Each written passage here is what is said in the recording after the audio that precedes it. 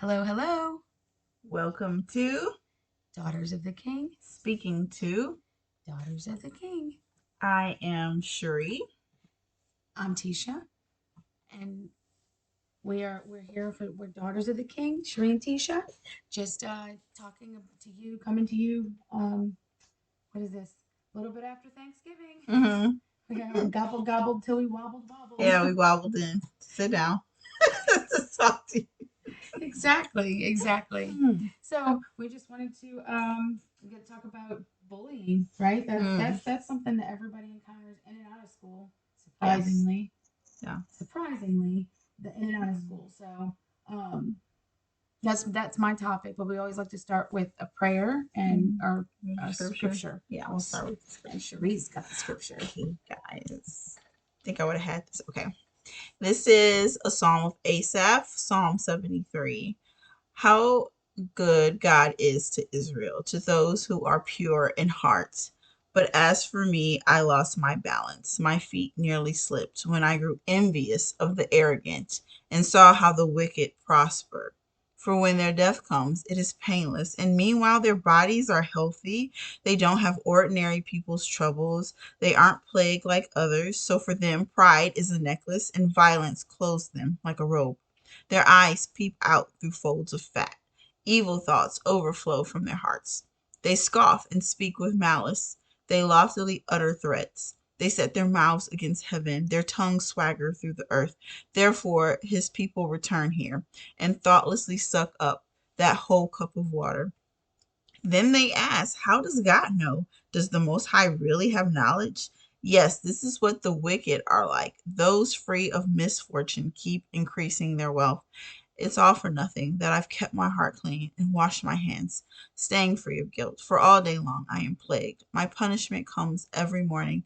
If I had said, I will talk like them, I would have betrayed a generation of your children. When I tried to understand all this, I found it too hard for me until I went into the sanctuaries of God and grasped what their destiny would be. Indeed, you place them on a slippery slope and make them fall to their ruin. How suddenly they are destroyed, swept away by terrors. They are like a dream when one awakens. Lord, when you arouse yourself, will you despise their phantoms? When I had a sour attitude and felt stung by pained emotions, I was too stupid to understand. I was like a brute beast with you. Nevertheless, I am always with you. You hold my right hand. You will guide me with your advice, and afterwards you will receive me with honor. Whom do I have in heaven but you? And with you I lack nothing on earth. My mind and body may fail, but God is the rock for my mind and my portion forever. Those who are far from you will perish. You destroy all who adulterously leave you. But for me, the nearness of God is my good. I have made the Lord Almighty my refuge so that I can tell of all your works. Wow, that's that's powerful. That's really good. And it kind of leads into it because I mean, the biggest part about dealing with bullies for my kids and for myself is not looking on them with envy because it seems like they're getting away with it. Mm. And a lot of times,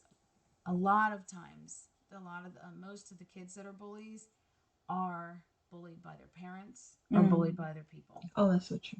And a parent bully is kind of the worst. I kind of feel like they are the lowest of the low because they and the reason why I can say is because I was a parent bully for a little bit too because it's taking that wonderful relationship that God designed for you and your child and you adulterate it. You turn it into something that's contentious, right?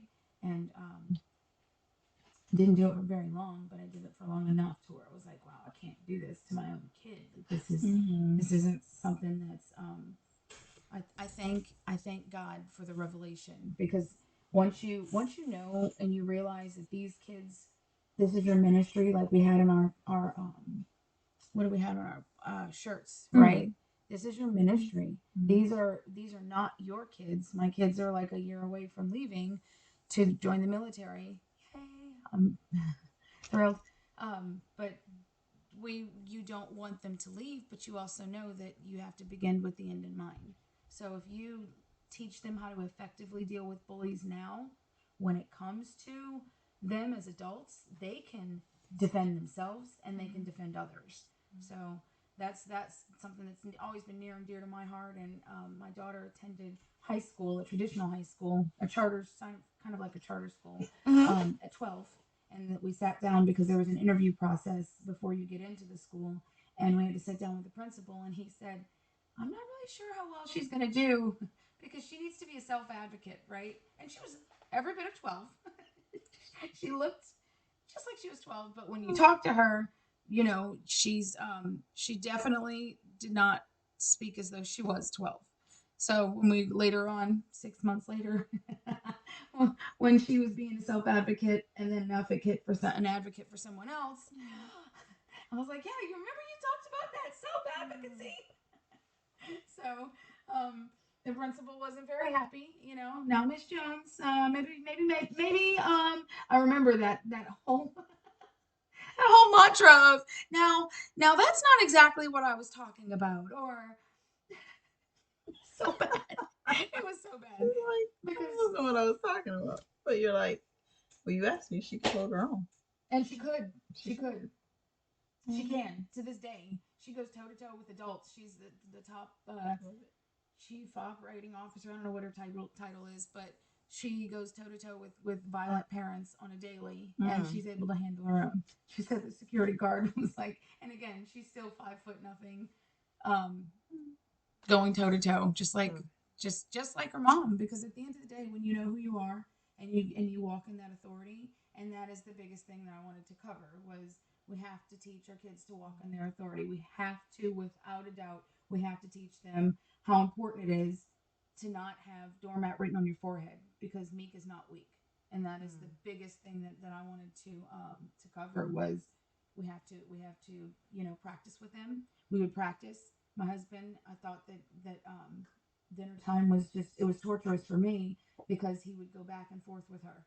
Hey, and you're wearing this, and you're wearing that, and your mama, and this and that. And I used to think like, what's wrong with you? Like, what's wrong with you? But when she went into a public school environment, it kicked in. It was second nature to her. Never had a swear word, never, but she could every time kick it back. So that's something that I wanted to. That number one would be for you to make your children into self advocates, to advocate for themselves. And number two, when they're advocating for themselves, I had this written down, but I don't know where my notepad is. So it's in my head. I actually wrote it down somewhere upstairs. But number two, my life is so crazy. I have it here. And number two is you have to practice. You have to practice. You have to practice. So it's second nature for them. And number three, you want to give them a warning, like, okay, if you do this again, and you want to be loud. And the most important thing to do when you're dealing with bullies is to be loud. And I heard a little podcast. It's Dr. Laura. She said the same thing, and I'm telling you that these methods work. They work. You have to be loud when they touch you. Why did you touch me? Why did you put your hands on me? And you have to be so loud to where it gets the teacher's attention. It gets the caregiver's attention because sometimes they get bullied in the co-ops. Sometimes they get bullied at the park. My daughter, we were in the valley. We were at a place in the valley, which is Lower Rio Grande Valley. It's not the valley in California, guys. It's not the same thing. She went to. We were at a park, and two little girls just decided to walk up to her, and she would. And again, always taught her to be loud. So when I heard it, I stood there, and she was like, "Why are you touching me?" And they were like, "Well, because of this and this and this." Okay, I'm standing back there, and I wanted to intercede, but I did not. So I sat back. I rolled. I sat back because I'm like, okay, I'm gonna watch this play out. Well, then she's like, she told him very loud and clear, I know karate and I can defend myself, right? And they were like, oh, well, that's okay because there's two. I think there was two. I'm pretty sure it was just two, maybe three, but I'm pretty sure it was just two. Two were running their mouths. So they get around her and they start to push her. Well, she sweeps her feet from under their feet, or she sweeps them, and then she says, "I told you to stop." Right? And then the other girl tries to do something and she knocks her down. So both of them are crying. And then they run back to their mom. Mom,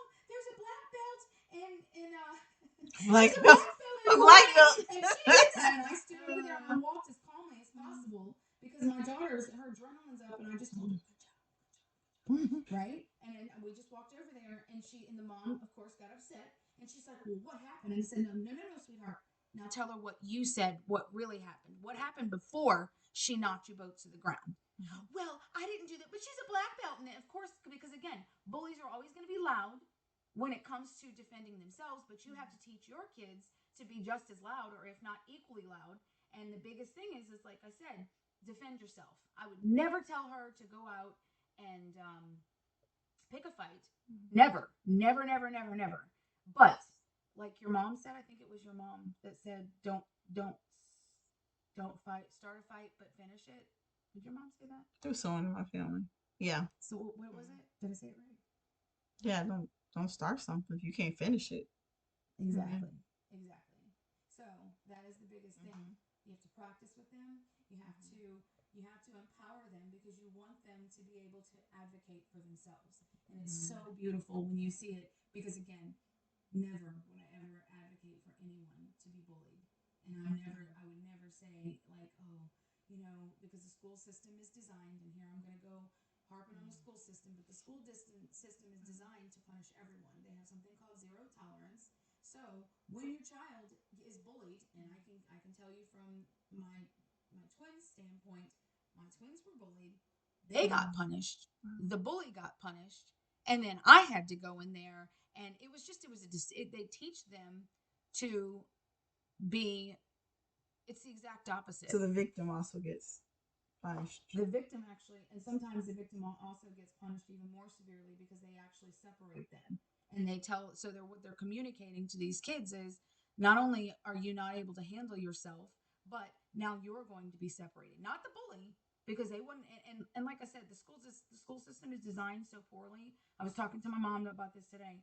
I want to bring education back to where what it should be, what it was in the 1800s. Everyone thinks my kids are so significant and they're so wonderful, and I do. I think they're wonderful, but I also understand that the average age to get into college in the 1800s, look this up, y'all. It's on in the 1800s for Harvard was 12 years old. 12 years old. So I'm not significant. The average age to graduate from college was 16. And by the time they were 18, if they got a master's degree level, that's what education should be. You know what your kids are, you know what your kids are supposed to be, and there's nothing significant about it. But I think if they take all this crap out of the school system and let the kids learn, that would be significant. That would be, I think all kids can do what our kids are doing.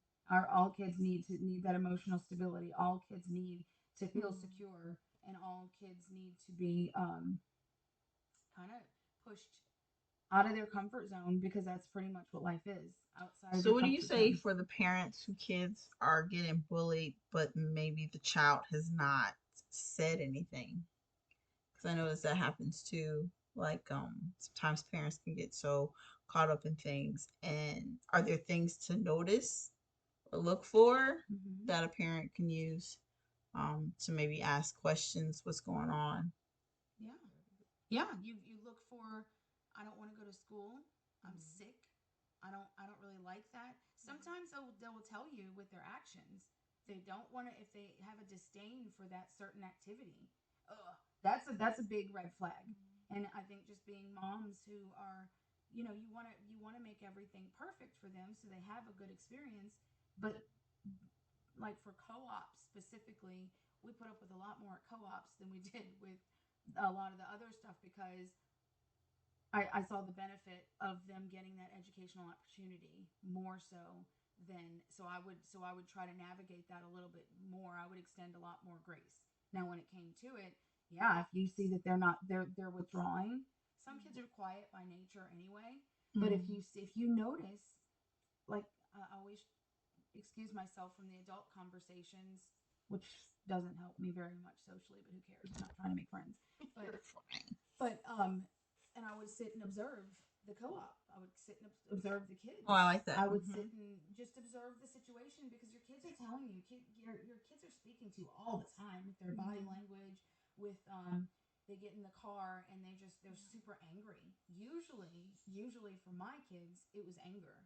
It was always like they would when it was outbursts with the siblings. I'm like, what are you doing? What are you doing? Why are you doing this? And usually it was something that they had learned from another kid, like the whole belittling or it manifests in so many different ways. I'm not going to sit here and say that every kid's the same, but yeah, I feel like that if they're internalizing it, we need to empower them.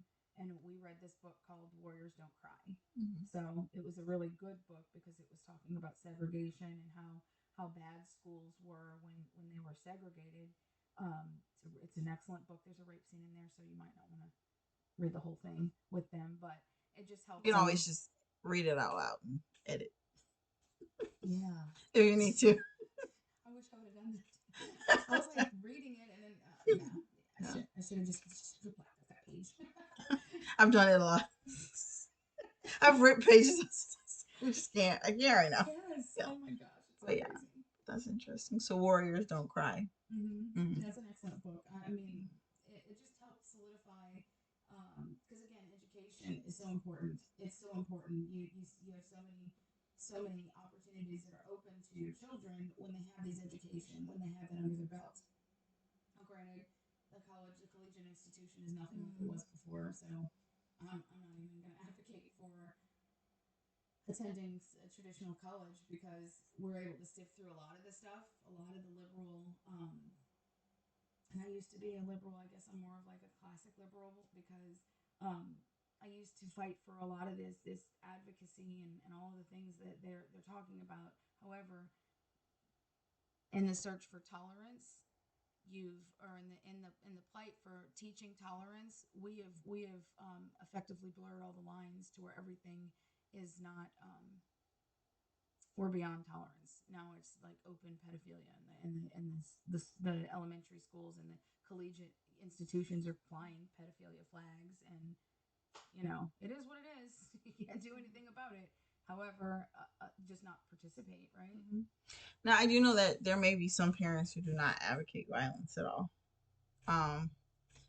and or self defense in a physical way. I do remember talking to a mom recently whose kids are out of the school system, and she said that her daughter was dealing with a bully, and she didn't know what to do, so she told her mom, and so she prayed.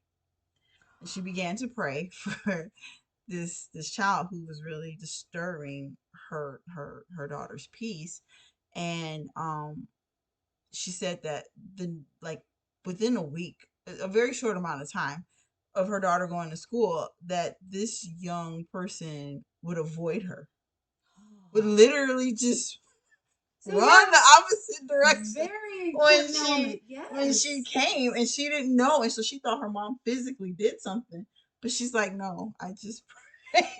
So, and he okay, literally yeah. just he stopped. Yep. Disregard bothering everything her. that I said. No, I You don't. need to start But with I think prayer. there are times No. where we do have to be physical. There are times. There are just times, because what are you gonna do if somebody? There was times when I remember my youngest family.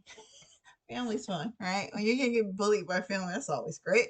But he was out, and we were at a family function, and they were twins, and they are. And it's hard as a mom to be like, I'm gonna stand back because he's gotta learn, right? I mean, they're little, and I'm like, oh, I want to go and grab him, swoop him up, and save the day, but that's not gonna teach him to solve his problems. So one time we got together, family get together. Next thing I know, them two little boys come running, and they're crying, and he's like, he's fine. And after that, they never messed with him again. And I mean, unfortunately, because they were physical with him. And there's times where you're not touching me, right? And she was in a place where I don't think this person was physical with her daughter. And so she was able to, combating the spiritual realm, because really that is the most important. Gosh, you're right. That is the most important thing, because wisdom, the Bible says that wisdom is crying out from the streets, right? So God will give you wisdom. A lot of times with girls, it's mostly words, and it's mostly yeah, like that. My daughter I was able to effectively just take care of most of it just with the Mm-hmm. loudness, being Yes. loud. Mm-hmm. However, I think that is so important. That is so important. We have to pray, and that's another thing is that we pray for our enemies. I had Oh, that's a good one. two. I still pray for. There's like four that I still pray for. I saw one of them in the store. Just a miserable woman. Just such a miserable woman. And I know because I was there. That misery, the heart of every bully and the heart of every person who's miserable, I think it's just we need to cover them in prayer. The world says forget you, I'm done, let me wash my hands of you, and we should be covering them in prayer. I still pray for my ex-husband and my first mom. She's kind of amazing, best part of my marriage, but she's I still pray for them Mhm. because the more that you think about all the foul things they're doing, that is so you're so right. No, like, Best part well, it of is dealing with important because I bullies. remember you had to remind me because we kind of had a situation with my daughter's sports activity, and my sweet friend was so nice to come with us to the sports activity, so I didn't lose my top. Like I was gonna, and you kindly reminded me to pray, right? And I'm already to the point where I'm like, you know what, I'm gonna beat up the child and the parent. Like that's really where I was She would at. never do that, but she definitely felt like I'm Okay, I know. now y'all know.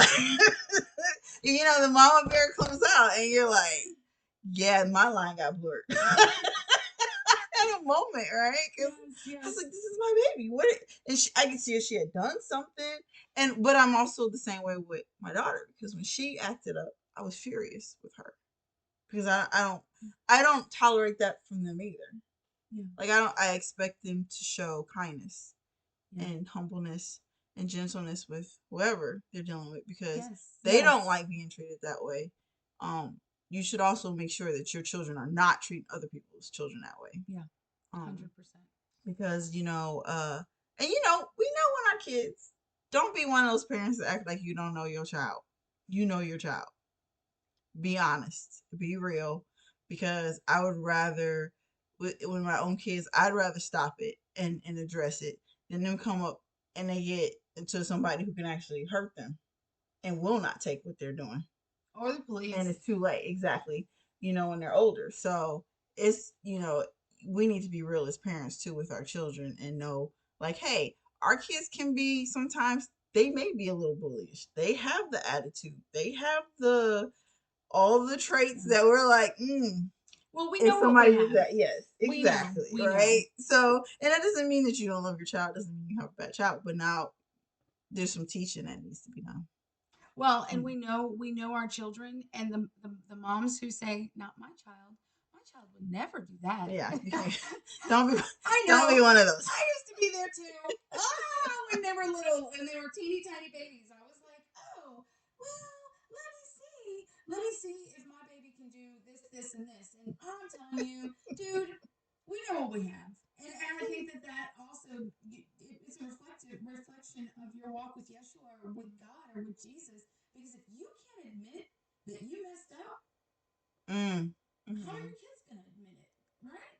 And then when you do, and I hate groveling, I hate apologizing, getting better at it, but I friggin' hate it. I can tell you that I hate it so much because I'm like beating down my flesh because I don't want to say that I did something wrong. And I know, I'm deeply flawed. So I'm quick to do it. I may be praying before or on the way there, like, God, please let me. I want to do this. It's an amazing way to make your prayer life go up.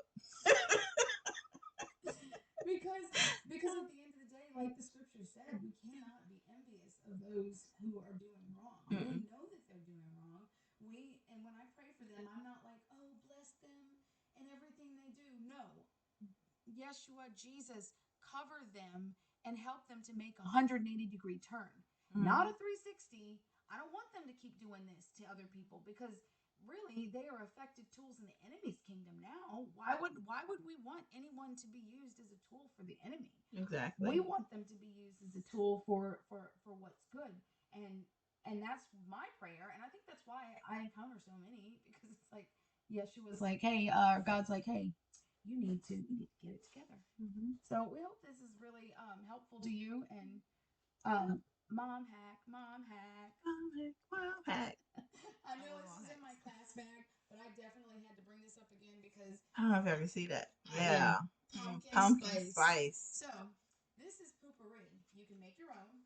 I have You can make your own. yes. There's a DIY hack. You can That's make your another own. mom hack.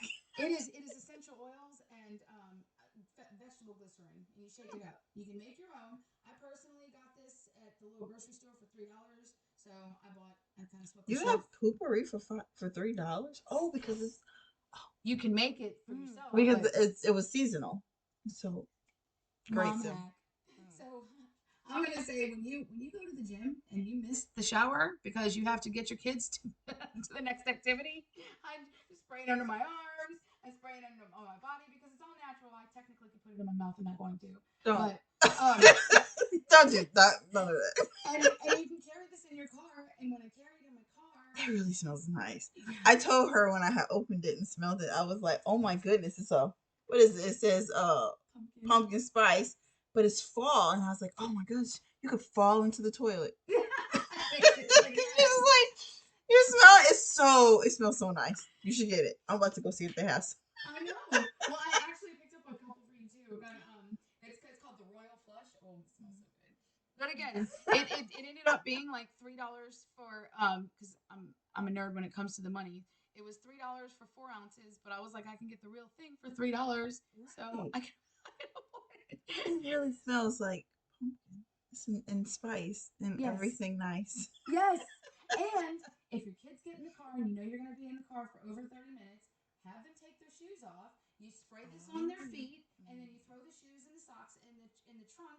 And then if you have stinky boys, I always make them take their shirt off, and I put an extra shirt in there, and I spray underneath their arms. It makes the ride more tolerable when you get home. You can make it home. You Without can driving you can make next it to the home, dashboard or like your head sticking out the window. It's amazing. And so, mom hack, mom hack. That's cool. And actually, yeah, you should probably look it up online because I know that there's maybe Black Friday's gonna be best, but you can definitely 100% do that. Do it to keep your sanity because I just don't want to smell stinky boys, and sometimes I want to smell myself because I don't have time to go take a shower. Anyway, We so work out a lot though. She works out a lot. I get it in where I can fit it in. No, She does. when we go to any type of event, and I don't want to talk to the moms, and not that they're not wonderful, but sometimes I just need to blow off steam. I'll go run a couple miles around the building and I pray over the building, and that is again that's an essential part of praying. That's what mom had. A part, yeah, that's Instead of getting in the gossip, just go walk around and pray. I do that, and it keeps me out of all the drama too. All right. Would you like to pray? Yes. Okay. But we just thank you for this day. We thank you for this podcast. We thank you for everyone that's listening. We just ask you to bless each and every one of us and help us to combat the bullies and just make the bullies our besties. In your precious name we pray. Jesus, Yeshua, HaMashiach, let it be done. Amen. Blessings to you. Bye, guys.